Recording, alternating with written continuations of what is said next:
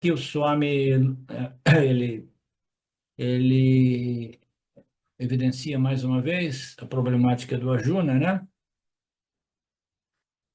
Os conflitos emocionais dele. Ah, eles poderiam estar aqui do meu lado, mas vai fazer o quê? Né? As pessoas se tornam confusas e elas se associam ao exército do Adharma.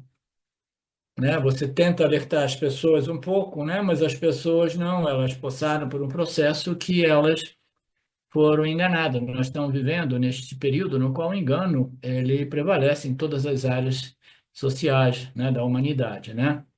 Então, é difícil, você ver pessoas profundamente boas se unirem ao exército da Dharma, é amargo, é doloroso, mas você não tem nenhuma escolha. Se você for um guerreiro, você tem que derrotar e destruir todos eles, porque senão eles irão te destruir.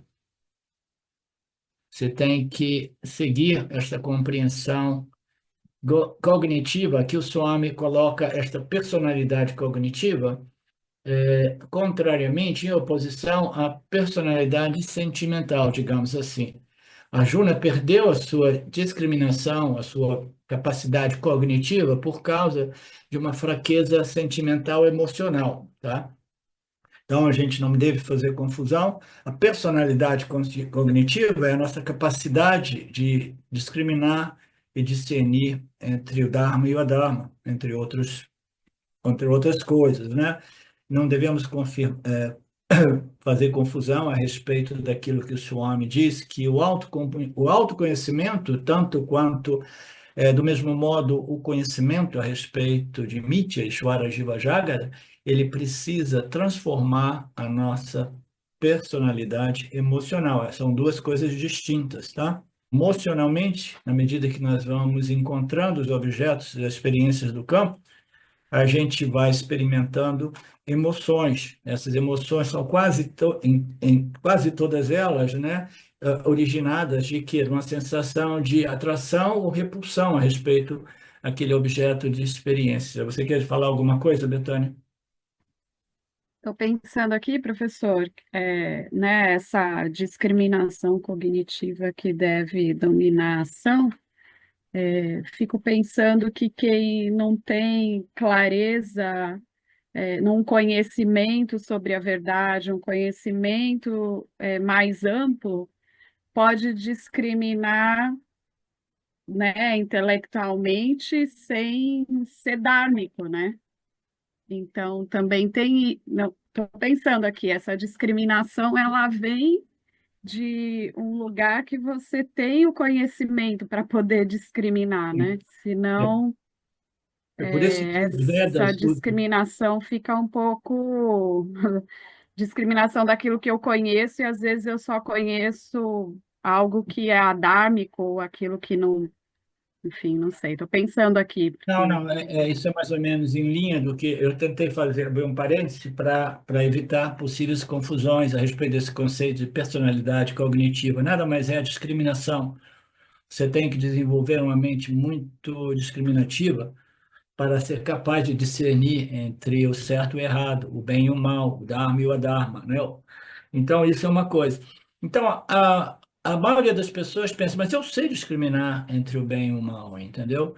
Como você está apontando. Só que a maioria das pessoas desenvolve conceitos do que é o bem e o mal, o Dharma e o Adharma, com base na interação com a sociedade, a cultura, o processo de ensino na escola, nas universidades. Então, tem um programa de doutrinação muito profundo, né? A gente vive no período dos enganos. Quase todo mundo pensa que eles têm bons conhecimentos, mas quase todos os conhecimentos são conhecimentos falaciosos ou defeituosos, né?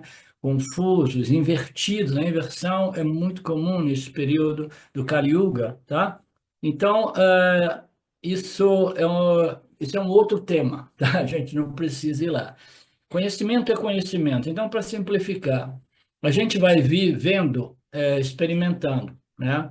Uma criança, quando ela, pela primeira vez, ela vê a chama, né, de uma vela, de um fogo, ela se sente atraída. Os pais dizem assim, não toque porque queima. Ela não entendendo muito bem, ela continua atraída até que ela chega perto, toca e se queima um pouco, né? Então, isso é um conhecimento direto, né? E já existia um conceito, né, cognitivo que culturalmente diz, não, o fogo queima, não toque o fogo, né? Então, isso é uma compreensão direta, tá? Então, a gente vai vivendo, experimentando as coisas e através da percepção, experiência sensorial e as inferências, a gente vai desenvolvendo certos conhecimentos. Esses conhecimentos, eles podem ser fiéis à realidade aparente das coisas ou pode ser não totalmente fiel ou completamente distorcidos, tá?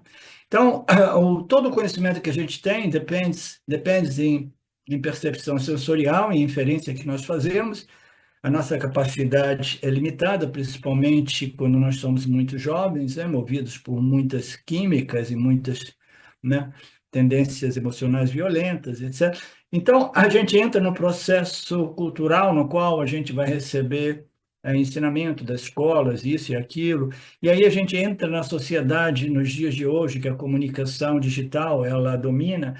Então, existe um campo de informação que permite ao estabelecimento conquistar as mentes humanas, porque quem controla as narrativas controla a percepção de realidade das pessoas. Então, nos dias de hoje, é muito difícil você poder dizer, não, eu conheço o que eu conheço e eu confio nesse conhecimento. Confia como?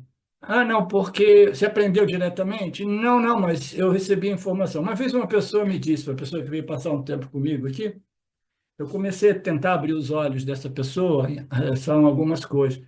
E a pessoa começou a querer dizer, não, mas não, isso não acredito em nada disso, bababá, bababá, depende da fonte de informação. Eu falei, sim, depende da fonte de informação, aonde você obtém a sua informação, entendeu?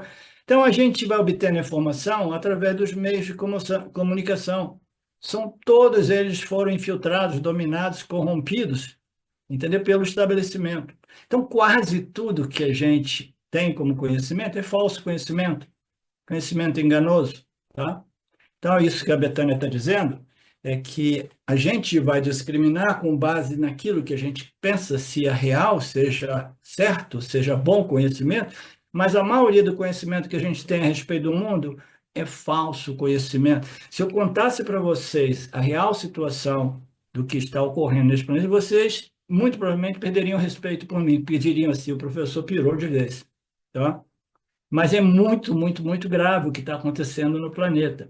Uma pessoa que realmente escolhe tomar uma red pill, né, a pílula vermelha, de querer ver as coisas, eu sei que quase tudo que me ensinaram é mentira, tá? Quase tudo que eles dizem ser a ciência verdadeira, isso, a história verdadeira, quase tudo é mentira, a história é tudo mentira. Por quê? Se você controla a narrativa, você vai contar a história de modo que você possa ser beneficiado por aquela história. Controlando a narrativa, você controla a crença, a percepção das pessoas, tá? Então, a gente não vai entrar nisso, Betânia, mas do ponto de vista espiritual, que é o que nos interessa, a gente precisa de desenvolver uma capacidade de discernimento a respeito do que seja o Dharma e o Adharma, que é o primeiro passo nesse processo de elevação espiritual. Para isso, a gente precisa de um guia. Os Vedas são os nossos guias. Os ensinamentos são os nossos guias, tá? Os nossos textos são os nossos guias, que gradualmente vai permitindo que a gente compreenda, né, o que é realmente Karma, Dharma e Yoga, né? O que é o Passana, o que são os ensinamentos dos Upanishads, etc. Então, o que sou eu? Então, este processo de conhecimento espiritual, né, ele é um processo que requer um guia. E o que ocorre é que a maioria das pessoas estão literalmente perdidas no mundo espiritual porque eles não aceitam um guia. Elas vão pelo que eles sentem, né? É um monte de bobagem, um monte de ignorância, né? Um monte de fantasia, um monte de ilusão, decepção. As pessoas não têm ideias, tá? Que elas precisam seguir um guia. Ah, mas que história é essa de guia? Eu tenho meu guia interior, eu tenho meu Sadhguru, eu faço e aconteço, eu sou capaz de né, conduzir a minha vida, eu sei o que é o Dharma, o que é o Adharma. Então, essa é a atitude que domina a mente das pessoas nesses círculos espirituais. Muita ignorância travestida de conhecimento, de sabedoria, né? Então, a pessoa, quando ela está confundindo, né, a ignorância com conhecimento, ela, ela não tem, não existe remédio para ela, porque ela assumiu realmente a ignorância ser sabedoria, tá?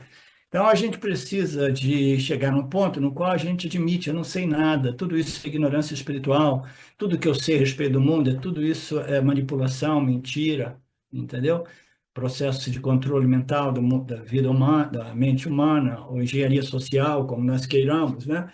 Então, mais uma vez, do ponto de vista espiritual, os Vedas e os Upanishads estão ali para nos guiar neste processo, através do qual a gente chega à compreensão, né, da realidade, né, a real natureza do ser, etc, etc. Tá? Eu não queria falar essas coisas, porque quando eu falo essas coisas, algumas pessoas se ofendem e vão embora da aula.